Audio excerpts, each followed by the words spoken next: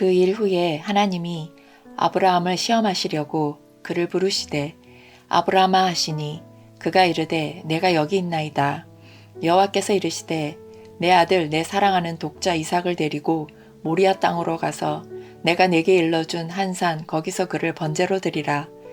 아브라함이 아침에 일찍 일어나 나귀의 안장을 지우고 두 종과 그의 아들 이삭을 데리고 번제에 쓸 나무를 쪼개어 가지고 떠나 하나님이 자기에게 일러주신 곳으로 가더니 제3일에 아브라함이 눈을 들어 그곳을 멀리 바라본지라. 이에 아브라함이 종들에게 이르되 너희는 나귀와 함께 여기서 기다리라. 내가 아이와 함께 저기 가서 예배하고 우리가 너희에게로 돌아오리라 하고 아브라함이 이에 번제나무를 가져다가 그의 아들 이삭에게 지우고 자기는 불과 칼을 손에 들고 두 사람이 동행하더니 이삭이 그 아버지 아브라함에게 말하여 이르되 내 아버지여 하니 그가 이르되 내 아들아 내가 여기 있노라.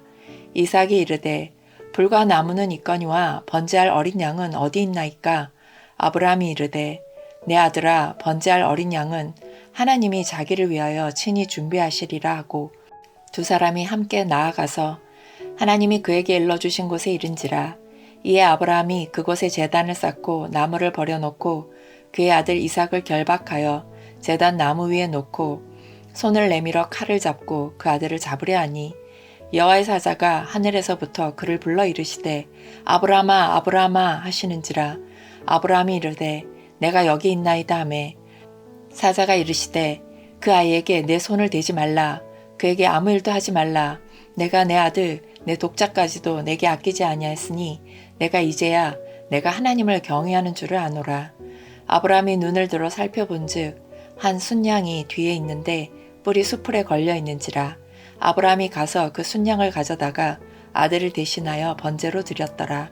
아브라함이 그 땅 이름을 여호와 이레라 하였으므로 오늘날까지 사람들이 이르기를 여호와의 산에서 준비되리라 하더라. 여호와의 사자가 하늘에서부터 두 번째 아브라함을 불러 이르시되 여호와께서 이르시기를 내가 나를 가리켜 맹세하노니 내가 이같이 행하여 내 아들 내 독자도 아끼지 아니하였은즉 내가 내게 큰 복을 주고 내 씨가 크게 번성하여 하늘의 별과 같고 바닷가의 모래와 같게 하리니 내 씨가 그 대적의 성문을 차지하리라. 또 내 씨로 말미암아 천하 만민이 복을 받으리니 이는 내가 나의 말을 준행하였음이니라 하셨다 하니라. 이에 아브라함이 그의 종들에게로 돌아가서 함께 떠나 브엘셀바에 이르러 거기 거주하였더라. 2일 후에 어떤 사람이 아브라함에게 알려 이르기를 밀가가 당신의 형제 나홀에게 자녀를 낳았다 하였더라. 그의 맏아들은 우스요 우스의 형제는 부스와 아람의 아버지 그무엘과 게셋과 하소와 빌다스와 이들랍과 부두엘이라. 이 8사람은 아브라함의 형제 나홀의 아내 밀가의 소생이며 부두엘은 리브가를 낳았고 나홀의 첩 르무아라 하는 자도 데바와 가함과 다하스와 마하가를 낳았더라.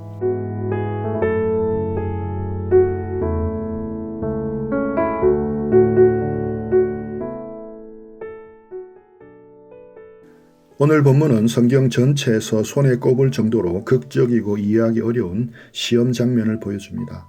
바로 하나님께서 아브라함에게 그의 사랑하는 독자 이삭을 번제로 바치라고 명령한 사건입니다. 1절 그 일 후에 하나님이 아브라함을 시험하시려고 그를 부르시되 아브라함 하시니 그가 이르되 내가 여기 있나이다.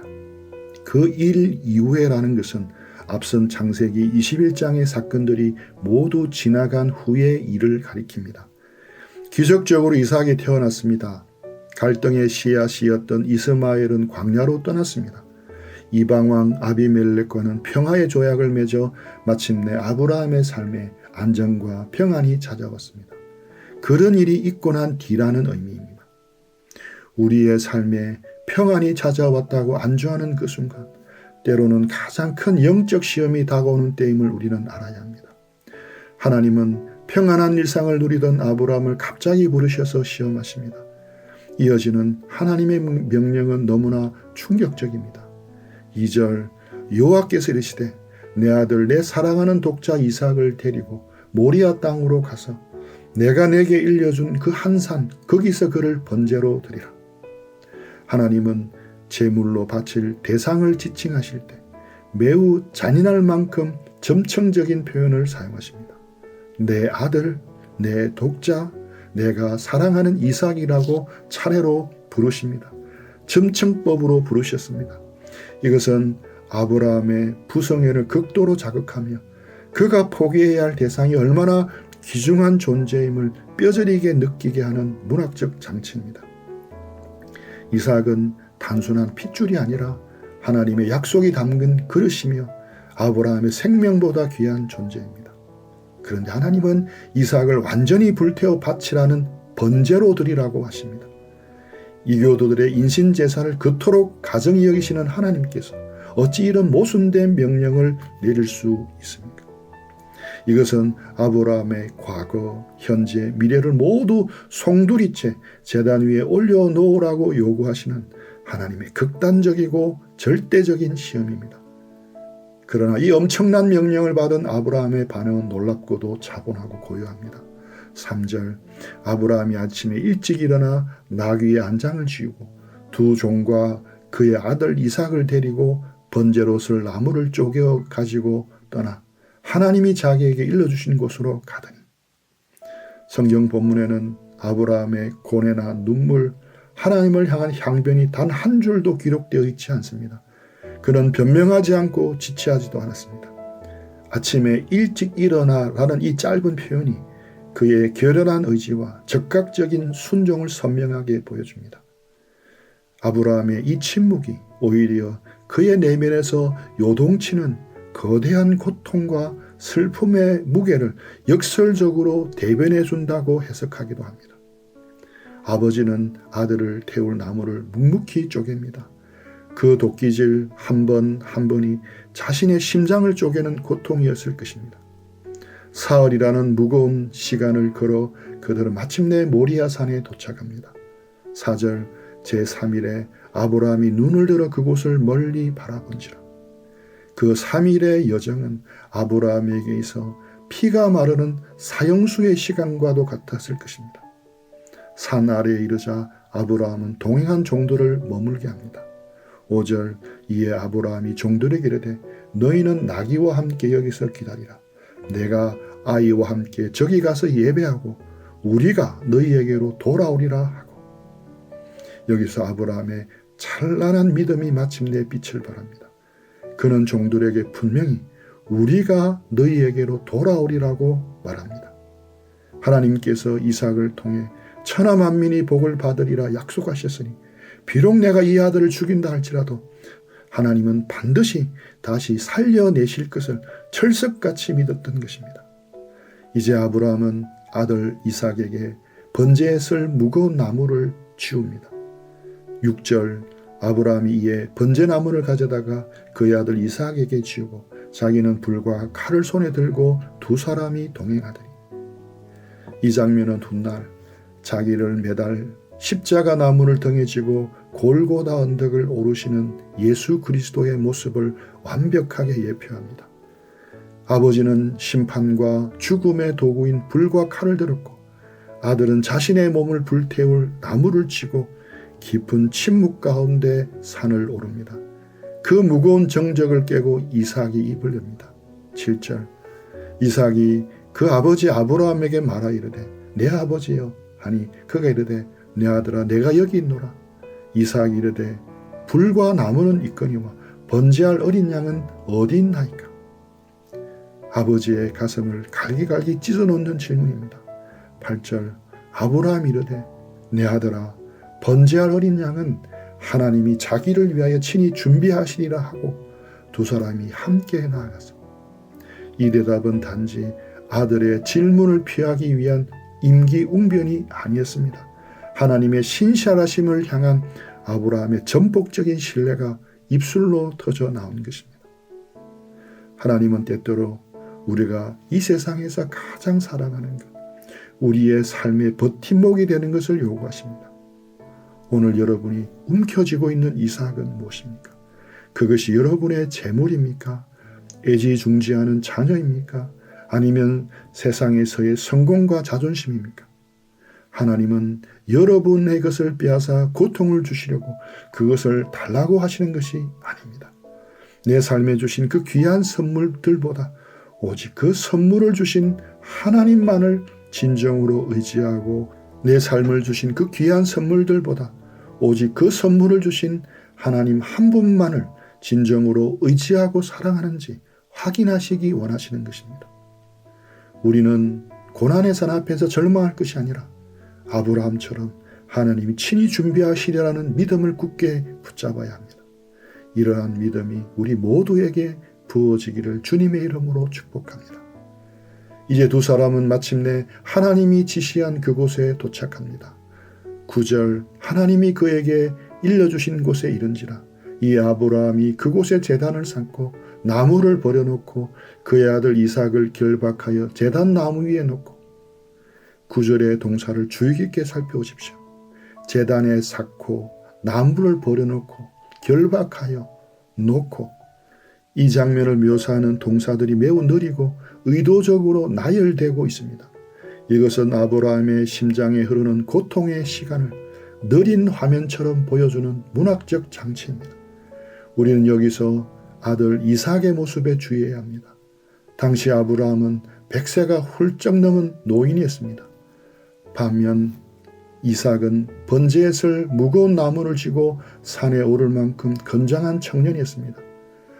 만약 이삭이 반항했다면 늙은 아버지는 결코 그를 결박할 수 없었을 것입니다. 이를 미루어 이삭은 아버지의 뜻과 하나님의 명령 앞에 자신을 온전히 내어놓는 자발적인 희생제물이었음을 알 수 있습니다. 이삭의 이 놀라운 순종은 겟세마네 동산에서 내 원대로 마시옵고 아버지의 원대로 하옵소서라고 기도하시는 예수님의 십자가 순종을 정확히 보여줍니다. 이제 가장 끔찍하고 숨막히는 시간이 찾아옵니다. 10절 손을 내밀어 칼을 잡고 그 아들을 잡으려고 하니 아브라함은 신용만 한 것이 아닙니다. 그는 진심으로 칼을 높이 치켜들었습니다. 그의 마음속에는 이미 아들을 죽여 하나님께 바친 것입니다. 바로 그 찰나의 순간 하늘에서 다급한 음성이 들려옵니다. 11절 여호와의 사자가 하늘에서부터 그를 불러 이르되 아브라함아 아브라함아 하신지라 아브라함이 이르되 내가 여기 있나이다 하며 하나님은 아브라함의 이름을 2번이나 연속해서 부르십니다. 이 다급한 부르심에는 아들을 향한 아버지의 칼날을 멈추시려는 하나님의 끓어오르는 사랑이 담겨 있습니다. 12절 사자가 이르시되 그 아이에게 내 손을 대지 마라. 그에게 아무 일도 하지 마라. 내가 내 아들 내 독자까지도 내게 아끼지 아니했으니 내가 이제야 내가 하나님을 경외하는 줄을 아노라. 여기서 하나님을 경외한다는 것은 단순한 두려움의 대상으로 여기는 것이 아니라 삶의 가장 소중한 것까지 기꺼이 내어놓는 완전한 헌신을 의미합니다. 하나님은 이삭의 피를 원하신 것이 아니었습니다.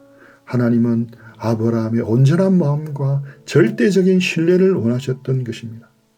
하나님보다 더 사랑하는 우상이 우리 마음에 자리 잡지 않기를 원하셨습니다.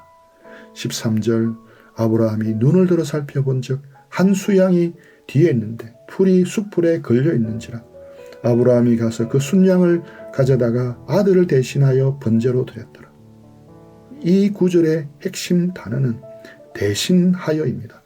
이삭이 죽어야 할 그 제단 위에 순양이 대신 올려졌습니다. 이것은 성경 전체에 흐르는 대속의 은혜를 가장 선명하게 보여주는 그림입니다. 숯불에 걸린 이 순양이 훗날 가시관을 쓰시고 우리를 대신하여 십자가에 달리실 하나님의 어린 양 예수 그리스도를 가리킵니다. 14절 이 엄청난 은혜를 경험한 아브라함은 그곳의 이름을 새롭게 짓습니다. 아브라함이 그 땅의 이름을 여호와 이레라 하였으므로 오늘날까지 사람들이 이르기를 여호와의 산에서 준비되리라 하더라. 여호와 이레는 하나님께서 친히 준비하시리라 혹은 하나님께서 감찰하시리라는 뜻입니다. 우리는 흔히 여호와 이레를 세속적인 복이나 물질적인 필요를 채워주시는 분만으로 오해합니다. 여호와 이레의 진정한 의미는 하나님께서 우리의 가장 깊은 영적인 필요, 즉 죄사함과 구원을 위해 자기 아들을 내어주셨다는 십자가의 복음입니다. 하나님은 아브라함에게 아들을 아끼라고 하셨지만 정작 하나님 자신은 하나뿐인 독생자 예수 그리스도를 우리를 위해 십자가에 아낌없이 내어주셨습니다. 이 모리아 산은 훗날 솔로몬의 성전이 세워진 곳입니다. 그리고 더 나아가 예수님께서 십자가를 지신 골고다 언덕입니다. 시험을 통과한 아브라함에게 하나님은 다시 한번 찾아오십니다. 15, 16절 여호와의 사자가 하늘에서부터 두 번째 아브라함을 불러 이르시되 여호와께서 이르시기를 내가 나를 가리켜 맹세하노니 내가 이같이 행하여 내 아들 내 독자를 악지 아니하였은즉. 하나님은 맹세하십니다. 히브리서 말씀처럼 하나님은 자신보다 더 큰 이가 없으시기에 스스로를 가리켜 맹세하셨습니다. 이 맹세는 하나님의 언약이 얼마나 변함없고 확실한 것인지를 보여주는 든든한 보증수표입니다. 하나님은 아브라함의 순종을 기뻐하시며 엄청난 축복을 다시 확인해 주십니다. 17, 18절 내가 내게 큰 복을 주고 내 씨가 크게 번성하여 하늘의 별과 같고 바닷가의 모래와 같게 하리니 내 씨가 그 대적의 성문을 차지하리라. 또 내 씨로 말미암아 천하 만민이 복을 받으리니 이는 내가 나의 말을 준행하였음이니라 하셨다 하니라. 여기서 내 씨는 단수형으로 쓰였습니다.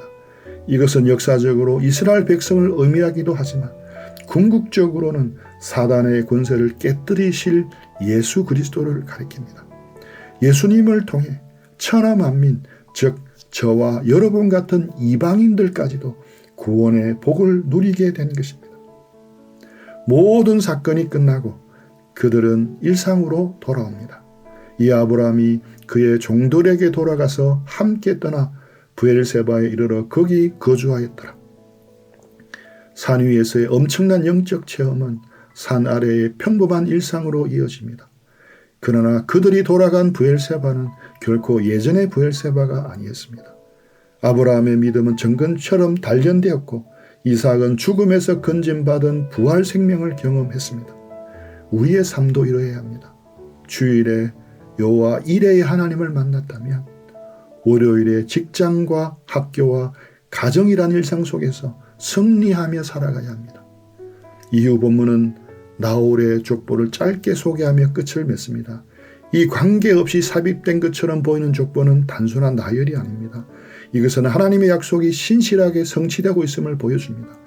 특히 이삭의 아내가 될 리브가의 탄생을 예고하는 중요한 구속사적 디딤돌입니다.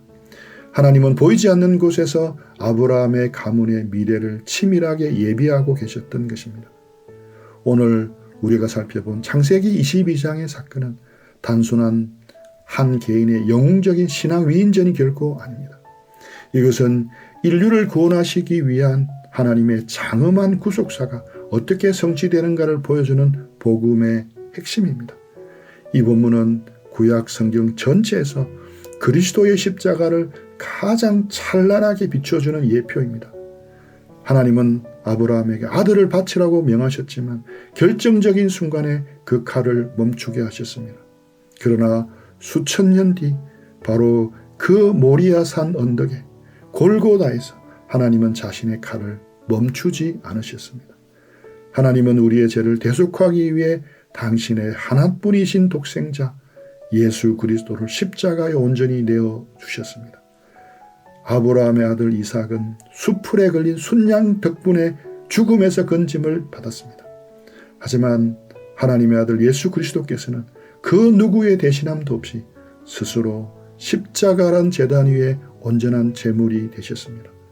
로마서 8장 32절 말씀처럼 자기 아들을 아끼지 아니하시고 우리 모든 사람을 위하여 내어주신 이가 바로 우리 하나님이십니다. 이것이 바로 창세기 22장이 우리에게 외치고 있는 은혜의 복음입니다. 그렇다면 오늘 이 십자가의 복음을 마음에 품은 우리는 어떻게 살아야 하겠습니까? 첫째, 우리는 하나님께서 허락하시는 인생의 시험을 기쁘게 통과해야 합니다. 우리의 믿음은 평안할 때가 아니라 위기와 고난 순간에 그 진짜 미천이 드러납니다.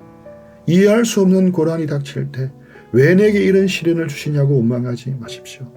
우리의 삶에 찾아오는 고난과 수고가 아니면 우리는 결코 영적으로 성숙해질 수가 없습니다. 하나님은 지금 우리의 믿음을 정금같이 단련하시어 큰 축복의 그릇으로 빚어가고 계십니다. 아브라함처럼 묵묵히 그리고 적극적으로 순종의 걸음을 떼시기 바랍니다. 둘째로 우리는 우리 마음의 제단 위에 우리가 가장 사랑하는 이삭을 올려놓아야 합니다. 우리 모두에게는 하나님보다 더 의지하고 사랑하는 엄밀한 우상들이 있습니다.